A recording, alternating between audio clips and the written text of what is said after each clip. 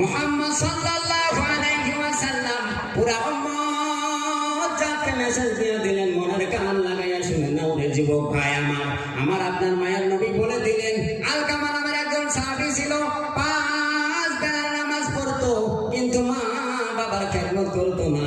সেই কারণে মা বেচারি, তার উপরে বেজার ছিল।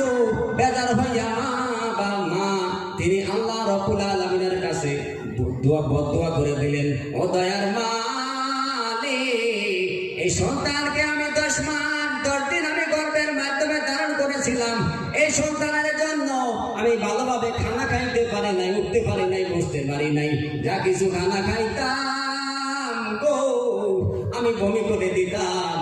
এই সন্তান যখন দুনিয়াতে আসলো, দুনিয়াতে আসার পর ওই ঠান্ডার শীতে যখন পাখানা পেশাব করে সব কাপড়গুলো নাফা করে দিত গো, আমি মা তখন এই সন্তানকে বুকের মাধ্যমে জড়াইয়া লইতাম। বুকের মাধ্যমে জড়াইয়া লওয়ার পর গো সন্তানকে আমি কখনো কপালে কখনো গালের মাধ্যমে চুমু দিতাম। সেই আলকামা লাই লাই বড় হইল। লালন পালন করার পর এই সন্তানকে যখন আমি বিবাহ করাই দিলাম গো, এই সন্তান এখন আমি মার খেয়াল রাখে না, মাকে পুরাপুরি ভাবে খেদমত করে না। তার স্ত্রীকে যদি ভালো কাপড় এনে দেয়, 500 টাকার কাপড় এনে দেয়, আমি মাকে 200 টাকার কাপড় এনে দেয়। বলেন এটার নাম ইনসাফ নাকি? এটা আমরা করে খিল্লি ভাড়ার মধ্যে এটা ইনসাফ? এটা ইনসাফ? আবার জোরে বলেন এটার নাম ইনসাফ? এর নাম ইনসাফ নয়। কিন্তু এরকম না যে আলকামা খেদমত একবারে করতো না, করতো পুরাপুরি ভাবে করতো না, নামাজও পড়তো। আঙ্গ বহুত মুসলমান এখানে এরকম আছে, নামাজও পড়ি না, খেদমতও করি না, নেও ফিসাবিলিল্লাহ, নেও ফিসাবিলিল্লাহ। তো আলকামা নামাজ পড়তো, খেদমত পুরাপুরি ভাবে করতো না, কিছু হলেও করতো। তারপরও যদি আল্লাহ তাআলা তার উপরে বেজার হয়, তার মা বাবা বেজার হয়, তো আমার উপরে বেজার হবো না? আমার উপরে বেজার হবো না? বেজার হবো। এবার আলকামার মওতের সময় হয়ে গেল। আলকামা কালেমা বলতে পারে না। আলকামার স্ত্রী সাহেবা হয়রান পেরেশান গো। আলকামার স্ত্রী সাহাবীদেরকে পাঠাইয়া দিলেন তার হুজুর সাল্লাল্লাহু আলাইহি সাল্লামের দরবারে, যে যাইয়া বলো আলকামা মওতের সাথে হাবুডুবু খেলতেছে, কিন্তু কালেমা বলতে পারে না। রহমাতুল লিল আলামিন 3 জন সাহাবাকে আলকামার বাড়িতে পাঠাইলেন। যাও আলকামার বাড়িতে যাও, যাইয়া তার মাথার পাশে বসে কালেমায়ে শাহাদাতের তালকিন বারে বারে পড়তে থাকো। তোমরা যদি কালেমায়ে শাহাদাতের তালকিনটা করতে পারো রে, আমার আলকামা সাহাবী তোমাদের মুখের কালেমা শুনে শুনে তিনি পুরো দুনিয়া থেকে চিরবিদায় নিবে। সাহাবায়ে কেরামগণ রহমাতুল লিল আলামিনের কথা অনুযায়ী পুরাপুরি ভাবে চেষ্টা করলেন, কিন্তু আলকামা কোনো মুহূর্তেও কালেমা পড়তে পারে না। এবার সাহাবায়ে কেরামগণ রহমাতুল লিল আলামিনের দরবারে হাজির। ও আল্লাহর নবী মুহাম্মদ সাল্লাল্লাহু আলাইহি ওয়াসাল্লাম, আপনার হুকুম অনুযায়ী আমরা চেষ্টা করেছি, বারবার কালেমা পড়েছি, কিন্তু আলকামা তো কোনো মুহূর্তেও কালেমা পড়তে পারে না। রহমাতুল লিল আলামিনের জানার বাকি নাই রে।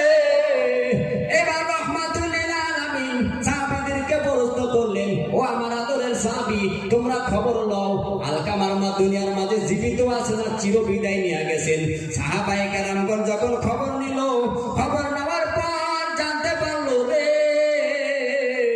আলকামার মা দুনিয়া থেকে চিরবিদায় নাই, আলকামার মা দুনিয়ার মাঝে জীবিত আছেন। এই খবর পাওয়ার পর রহমাতুল লিল আলামিন সাহাবীদেরকে বলে দিলেন, ও সাহাবীরে, তোমরা আলকামার বাড়িতে, তোমরা আলকামার মার বাড়িতে যাও, যাই আলকামার মাকে ডাইকে বলো, ও আলকামার আম্মি রে, রহমাতুল লিল আলামিন তোমাকে ডেকেছে। আলকামার মা খবর পাওয়ার পর রহমাতুল লিল আলামিনের দরবারে হাজির। এবার রহমাতুল লিল আলামিন আলকামার মাকে প্রশ্ন করলেন, ও আলকামার মা, তুমি কি তোমার ছেলে আলকামার উপরে বেজার হয়েছে নাকি? আলকামার মা বলে, হ্যাঁ রহমাতুল লিল আলামিন, আমি আমার ছেলের উপরে বেজার হয়েছি।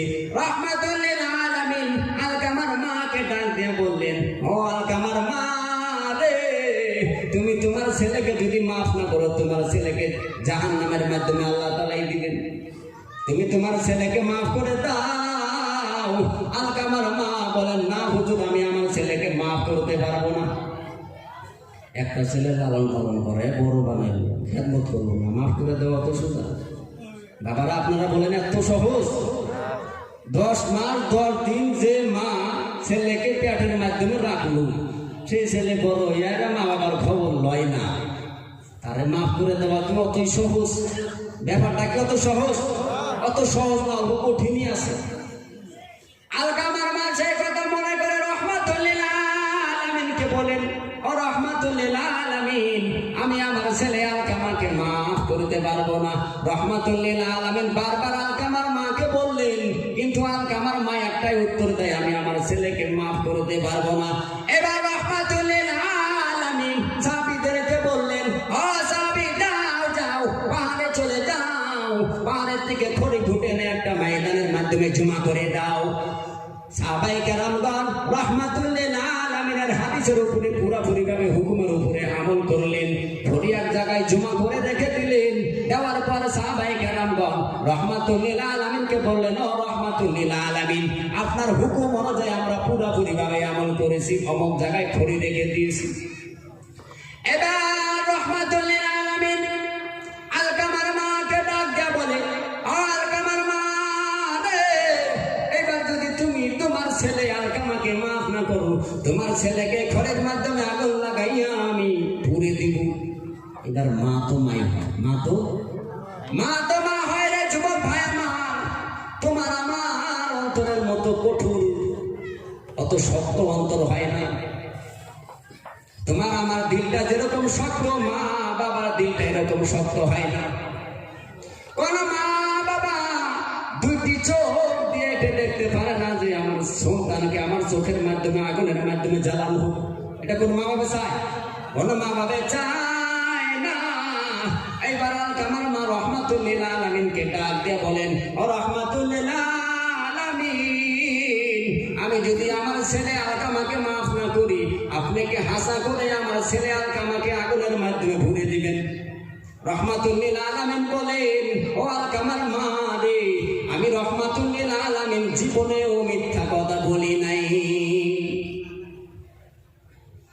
এবার আলকামার মা রহমাতুল লিল আলামিনকে ডাক দিয়ে বলেন, ও রহমাতুল লিল আলামিন, আমি আমার ছেলে আলকামাকে মাফ করে দিলাম। এবার সাহাবায়ে কেরামকে হুজুর সাল্লাল্লাহু আলাইহি ওয়াসাল্লাম বললেন, সাহাবায়ে কেরামগণ যাও, যাইয়া দেখো কালেমা পড়তে পারে কি পারে না। সাহাবায়ে কেরামগণ দৌড়াইয়া দৌড়াইয়া আলকামার বাড়িতে আবার হাজির হইলেন। হাজির হইয়া দেখে গো আলকামা কালেমা পড়তেছেন, লা ইলাহা ইল্লাল্লাহু মুহাম্মাদুর রাসূলুল্লাহ সাল্লাল্লাহু আলাইহি ওয়াসাল্লাম। এই কালেমা পড়ে পড়ে আলকামা দুনিয়া থেকে চিরবিদায় নিয়ে গেলেন। যখন আলকামা দুনিয়া থেকে চিরবিদায় নিল,